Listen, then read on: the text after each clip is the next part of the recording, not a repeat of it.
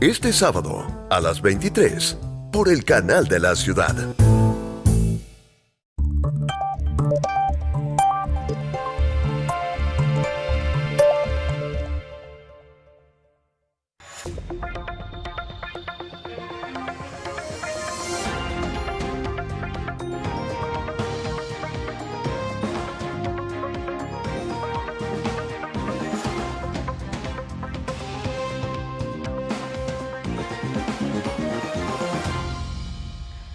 Hoy el Departamento de Estado de los Estados Unidos recomendó a sus ciudadanos no viajar a la Argentina. De esta manera el país fue elevado a alerta nivel 4 por el aumento de casos de coronavirus. Buenas noches, estas son las noticias a las 20:30. Ampliaron la definición de caso confirmado de coronavirus. Las personas que tengan síntomas y convivan con alguien que dio positivo podrán ser consideradas casos confirmados sin necesidad de ser hisopadas. El criterio podrá ser aplicado por las jurisdicciones con transmisión comunitaria y en pacientes que no sean personal esencial ni población de riesgo. El presidente anunció la ejecución de una serie de obras públicas para 5 provincias.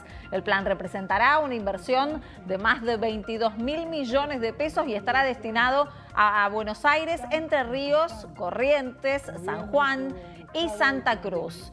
Además, el mandatario señaló que con el acuerdo con los bonistas, el país se sacó una mochila muy pesada. Sigue el conflicto por los traslados del PAMI. El jefe de gabinete, Santiago Cafiero, y la titular del PAMI, Luana Volnovich, ratificaron al presidente y aseguraron que se trasladan a pacientes adultos mayores de la ciudad a la provincia.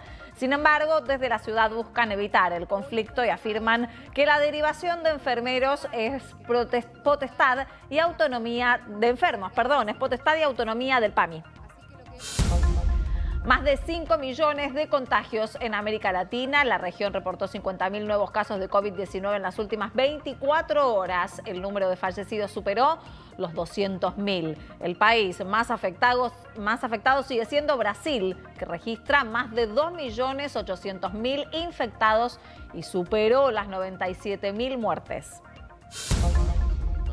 Conmebol ratificó la fecha de reanudación de la Copa Libertadores y como estaba previsto se jugará el 15 de septiembre. Los equipos deberán implementar lo que la Conmebol dio a conocer como concentración sanitaria.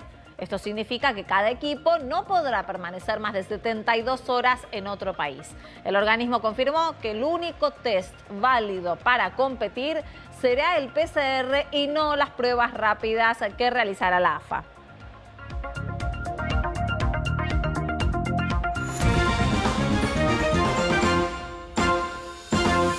Y el Ministerio de Salud de la Nación facultó a las provincias a incorporar el nexo clínico epidemiológico para confirmar precisamente qué cosa un caso de coronavirus. De esta manera, aquella persona que tenga síntomas y conviva con un paciente contagiado podrá ser considerada como caso confirmado y no deberá realizarse un hisopado. El criterio podrá aplicarse en quienes vivan en áreas con transmisión comunitaria y no sean personal esencial ni tampoco población de riesgo.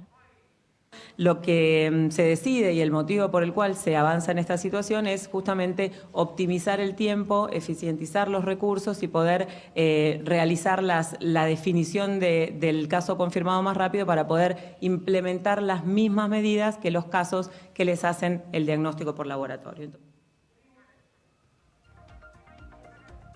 Según el reporte del Ministerio de Salud de la Nación, los casos confirmados en todo el país sobre el coronavirus son 7.513.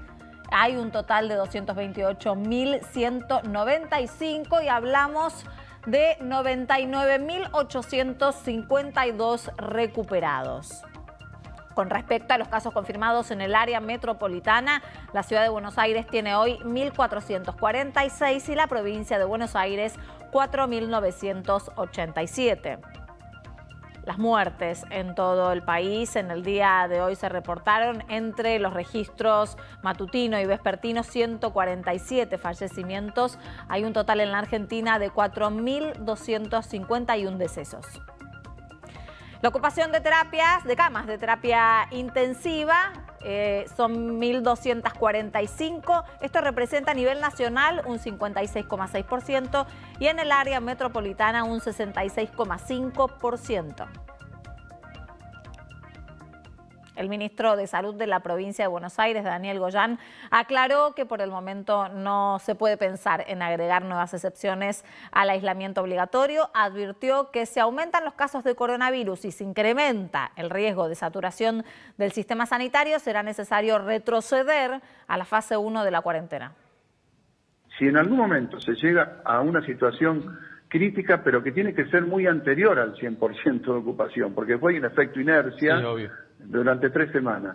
Entonces, si se llega a ese momento, va a haber que apretar algún botón rojo extra una vez más, que es lo que venimos diciendo siempre. Entonces, pájaros de mal agüero, porque lo que quieren instalar es que a partir de ahora todo va a ser una apertura. No es así. Claro. Se irá viendo.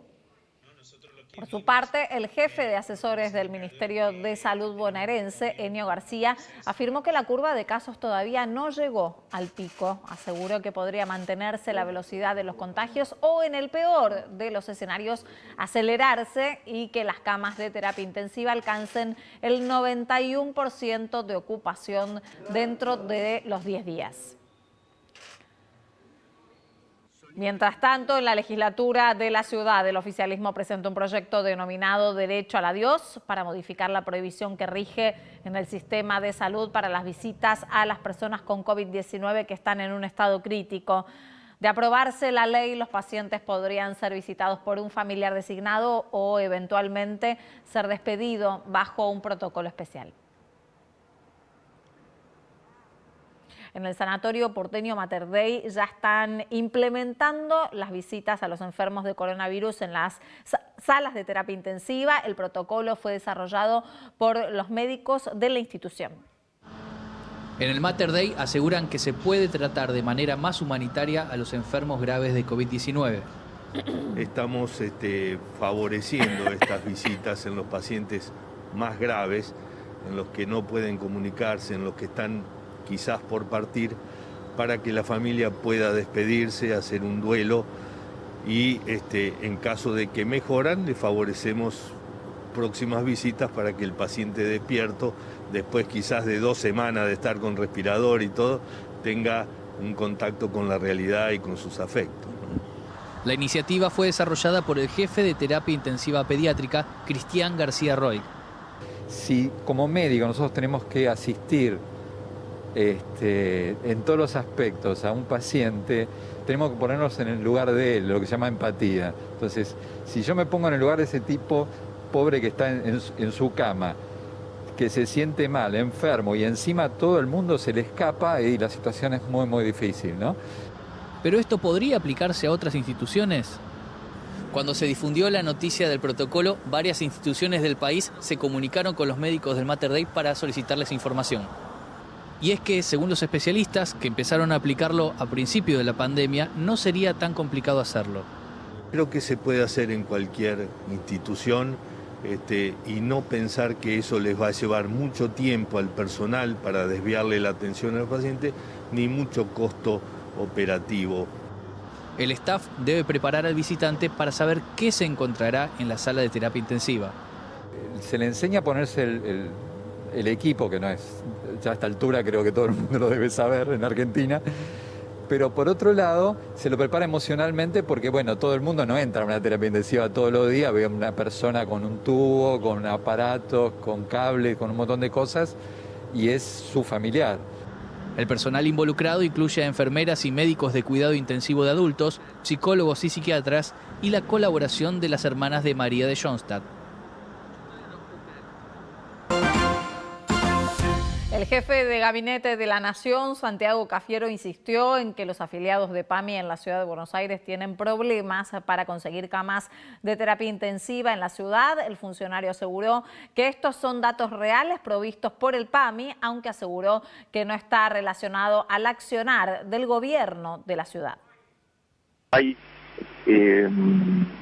afiliados de PAMI que ya no encuentran camas en la ciudad de Buenos Aires, y entonces van como afiliados de PAMI a clínicas que que atienden PAMI en la provincia de Buenos Aires. Eso está sucediendo, no ahora, ya hace un tiempo que está sucediendo, y eso es, por lo menos eso es lo que nos dice quienes están obviamente tratando de dar cobertura. En ese sentido, eso sí está sucediendo, eso es innegable. De esta manera, el jefe de gabinete explicó los dichos de ayer del presidente Alberto Fernández, que había deslizado que los adultos mayores en la ciudad no conseguían camas y debían ser trasladados a clínicas de la provincia. En este sentido, también se expresaron otros funcionarios. La titular del PAMI, Luana Volnovich, aseguró que entre el 15 y el 20% de los pacientes de la prestadora de la ciudad terminan migrando a la provincia. Los gastos de la luz, el gas. Y el gobierno de la ciudad no dio una respuesta técnica a través, a través del ministro de Salud, Fernán Quirós, y optaron por bajarle el tono al conflicto. El ministro de Salud porteño aseguró que en la ciudad está garantizada la atención a todas las personas que tienen cobertura pública. El funcionario explicó además que es habitual que los pacientes se atiendan de un lado u otro de la avenida General Paz y afirmó que es recurrente que la gente del conurbano se atienda en la ciudad. En ese sentido, aseguró que la derivación de pacientes es autonomía del PAMI. Hace instantes, el vicejefe de gobierno, Diego Santilli, evitó confrontar con el gobierno nacional y aseguró que los porteños quieren ver a la ciudad y a la nación trabajando juntos por la pandemia y advirtió también que no harán política con este asunto. Y por su parte, el defensor de la tercera edad, Eugenio Semino, le aseguró al programa Hoy Nos Toca a las 8 de aquí mismo, en este mismo canal, que el presidente está mal informado. En realidad, la adjudicación de la cama a un beneficiario de PAMI lo hace el PAMI. Existe una mesa que se trabaja en común entre gente del PAMI y del Ministerio de Salud de la ciudad, y esto tiene un chequeo permanente y no hubo conflictos hasta el día de ayer. Me parece que lo de ayer estuvo más relacionado con posturas políticas y demás. En este sentido, la viceministra de Salud, Carla Bisotti, aseguró que el dato del presidente es cierto y habitual y descartó que sea responsabilidad de la ciudad. Sin embargo, deslizó que sería conveniente un acuerdo entre la ciudad, provincia y el PAMI para regular estas derivaciones en el contexto especial de la pandemia. Lo que dijo el presidente, ¿es cierto o no es cierto? Porque Semino dijo que no es cierto, Quirós dijo que no es cierto. No, lo que dijo el presidente es que se derivan a la provincia de Buenos Aires, eso es cierto. Lo que dicen Semino y Quirós es que eso sucede habitualmente porque se gestionan las camas de PAMI de esa manera. Deberíamos encontrar la forma de que si en ese momento provincia de Buenos Aires tiene tensión del sistema de salud, se pueda trabajar en conjunto para definir alguna situación particular. Pero la realidad es que el presidente describió una realidad y el ministro de Salud de la Ciudad de Buenos Aires y Semino lo que hicieron fue explicar, digamos, que es por el sistema de salud. El ministro de Agricultura de la Nación, Luis Basterra, afirmó que la empresa Vicentín marcha hacia la quiebra y señaló que la justicia no tiene ningún interés en salvarla. Explicó que para cumplir con el objetivo de tener una empresa de referencia dentro del mercado de cereales, el grupo buscará que YPF Agro se convierta en una sociedad autónoma y cuente con una división de comercio exterior. El abogado de la familia de Facundo Astudillo Castro, el joven que está desaparecido desde el 30 de abril, descartó que sean humanos o los restos óseos que aparecieron en un canal del río Colorado. La querella solicitó que se perite un buzo y un vaso hallados en el lugar. Pidió además rastrillar la zona con perros entrenados y con miembros de la prefectura. Por su parte, el fiscal Santiago Ulpiano Martínez pidió indagar a los policías investigados, pero la jueza rechazó la solicitud por considerarla prematura. La Corte Suprema confirmó la condena al dirigente social Luis Delía por instigación a la toma de la comisaría de La Boca en el año 2004. Por unanimidad, el máximo tribunal consideró inadmisible el último recurso presentado por la defensa para evitar que quede firme la condena a 3 años y 6 meses de prisión. Delía se contagió de coronavirus mientras cumplía arresto domiciliario por ser paciente de riesgo. Cuando finalice entonces la pandemia, va a tener que volver al penal de Seiza.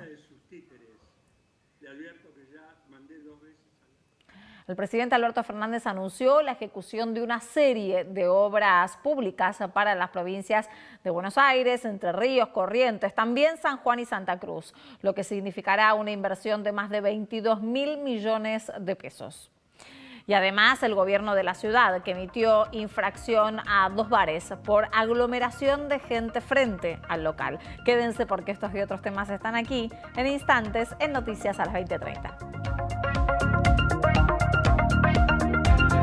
Cuídate sin miedo, cuidémonos con responsabilidad. Si estás en tu casa, en el canal de la ciudad, te hacemos compañía. Quédate en casa, quédate en el canal de la ciudad. ¿Cómo les va? Bienvenidos. ¿Cómo les va? Esto es para alquilar. No, pero recién salgo y ya me quieren meter adentro. Pero esperen un poco. De lunes a viernes, las noches del canal de la ciudad son para alquilar balcones. De esto no se sale buscando culpables. Perdón, pero discrepo. Al chino que se lastró el murciélago hay que buscarlo, ¿eh? Diego Zucalesca te invita a conocer lo que pasó en el día sin moverte de tu casa. Dicen que este tipo de personas en los medios sería un toque nocivo. Escúcheme, yo ando necesitando un crédito hipotecario. ¿Tú me puedes? Sos un capo. Para alquilar balcones, humor a tu altura, de lunes a viernes a las 21:15 por el canal de la ciudad.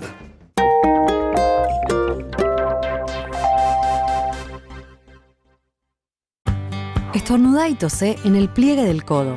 Cuidarte es cuidarnos. Para más información, chatea con la ciudad al 11 50 500 147. Vamos, Buenos Aires.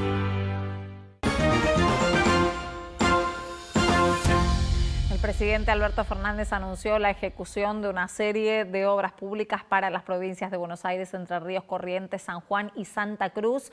Significará una inversión de más de 22.000 millones de pesos. Se trata de un plan que busca reactivar la economía y generar empleo en medio de una fuerte recesión agravada por la pandemia de coronavirus. Al respecto, el presidente señaló que es imposible esperar que pase el COVID-19 para comenzar a construir la economía. También afirmó que con el endeudamiento teníamos otra pandemia por las malas políticas que habían determinado esa realidad. Y señaló además también que con el acuerdo con los bonistas el país se sacó una mochila muy pesada.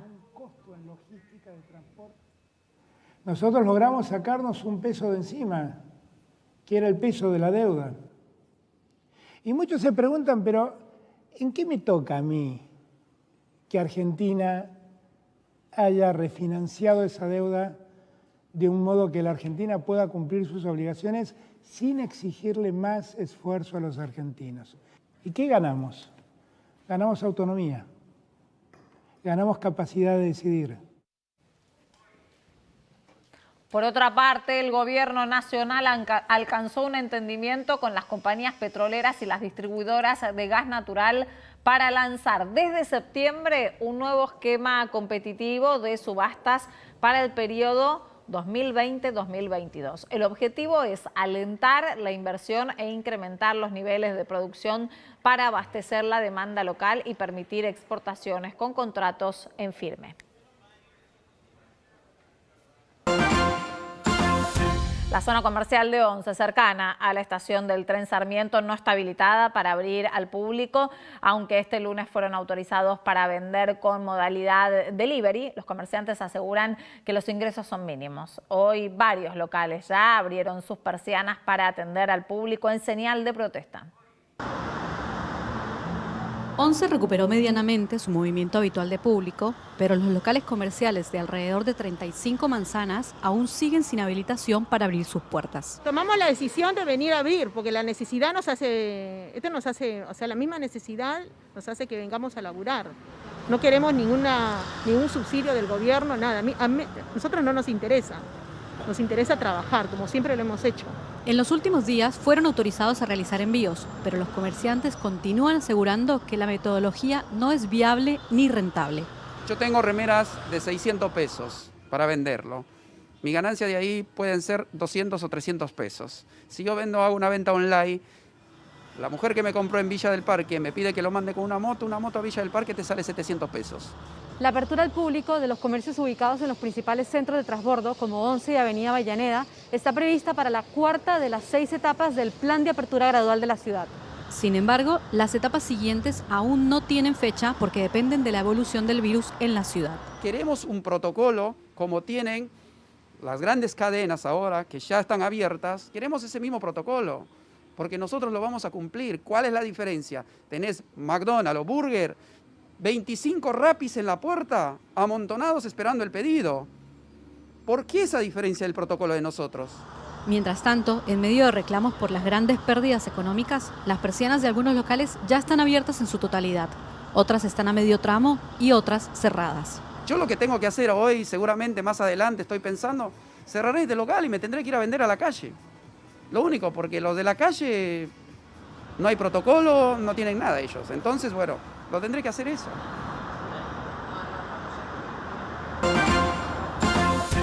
La policía de la ciudad realizó un operativo en la puerta de 2 bares del barrio de Recoleta.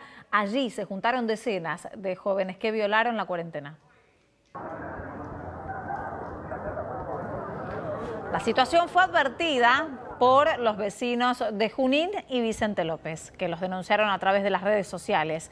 Y si bien las cervecerías Buller y Bartola no abrieron al público en el interior del local, realizaron ventas en la modalidad para llevar.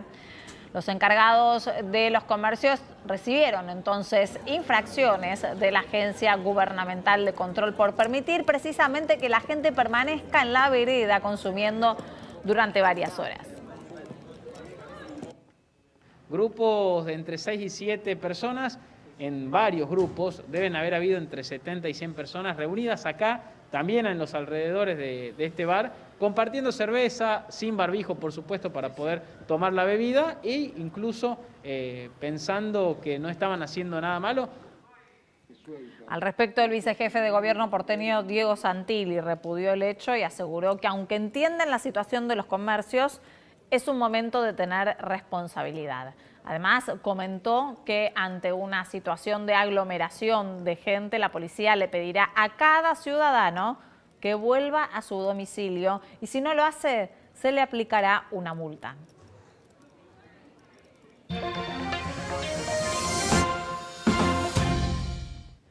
América Latina superó los 5 millones de casos de coronavirus al registrar 50.000 nuevos contagios en las últimas 24 horas.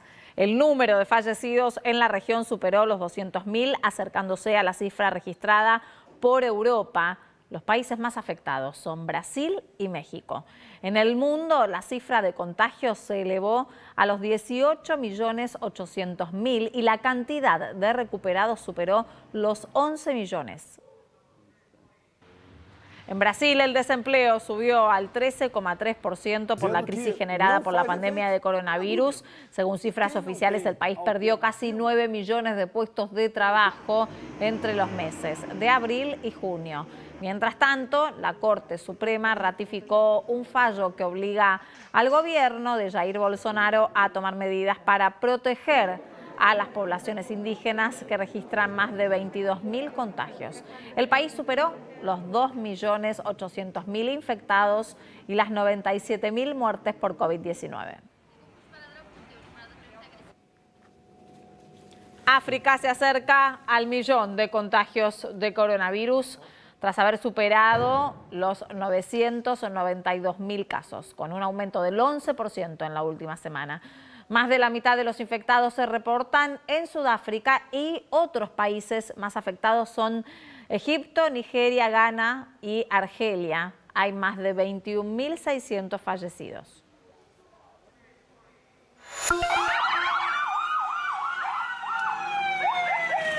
En medio del dolor, los habitantes de Beirut despiden a los fallecidos mientras continúa la búsqueda de sobrevivientes entre los escombros. La cifra de muertes ascendió a 157 con más de 5.000 heridos. El gobierno libanés le dio 4 días a la comisión investigadora para que determine responsabilidades por la explosión del depósito de nitrato de amonio en el puerto. Además, se agravó el brote de coronavirus por las miles de personas internadas y las que debieron trasladarse al haber perdido sus viviendas.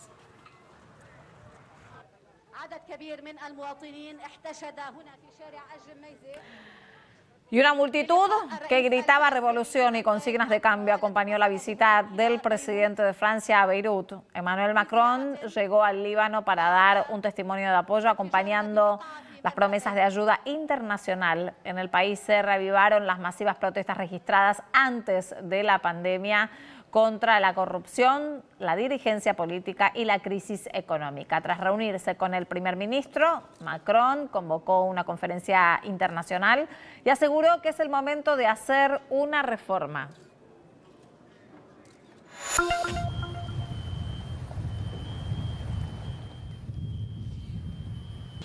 Al menos 6 personas murieron por la tormenta tropical Isaías en la costa este de los Estados Unidos, donde más de 3 millones de personas se quedaron sin energía eléctrica y decenas de viviendas fueron destrozadas. Con vientos sostenidos de 80 kilómetros por hora, la tormenta avanza hacia Canadá. Las fuertes lluvias obligaron a cerrar las autopistas y cancelar los vuelos.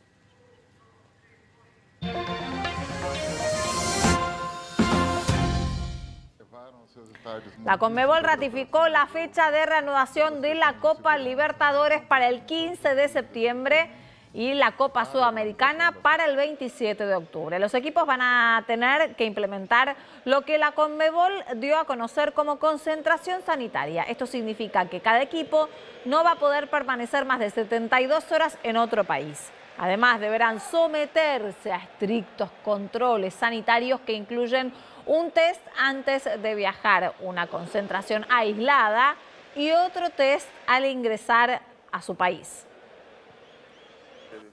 Pero a su vez también la Conmebol confirmó que el único test considerado válido para competir será el PCR mediante la técnica del hisopado. Los 5 clubes argentinos que compiten en la Copa Libertadores tendrán que cumplir con este requisito al margen de que puedan realizar testeos rápidos o provistos por la AFA. Varios médicos de clubes argentinos indicaron que no están de acuerdo con las pruebas rápidas porque tienen un alto margen de error y podrían arrojar falsos positivos que aislarían a futbolistas cuando no sería necesario.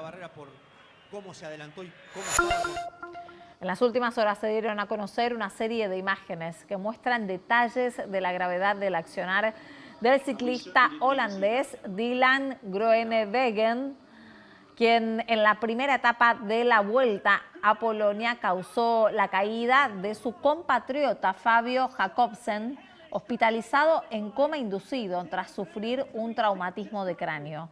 El ciclista chocó contra las vallas cuando buscaba un hueco por parte derecha de la pista y fue cerrado por su compañero. Luego pasa Cerró, que es el tercer lugar de la etapa, y Jasper Philipsen. Te contamos la información de cómo va a seguir el tiempo. Y ya llueve en algunos barrios de la ciudad, como seguramente estarán viendo desde casa. El radar indica que van a continuar las precipitaciones. En estos momentos está vigente esta probabilidad de lluvias, como les comentábamos, y de lloviznas. La madrugada también seguirá igual, con lloviznas y lluvias leves aisladas. Mañana va a seguir la probabilidad de todas estas lluvias aisladas durante todo el día, con una temperatura que va a rondar los 10 grados. Siguen las lloviznas con poco ascenso de la temperatura en el día de mañana. La máxima prevista es de 13 grados, una noche nublada, con alguna probabilidad de precipitaciones y 10 grados de térmica. Hasta aquí te contamos lo que pasó en tu ciudad, en el país y en el mundo. Gracias por acompañarnos. Mañana, por supuesto, más noticias a las 20:30. Los invito a quedarse en el canal de la ciudad. Llega el programa de Diego Zucalesca para alquilar balcones. Es muy divertido, ¿eh? Quédense. Los espero a las 22 con Hoy Nos Toca y todo el análisis.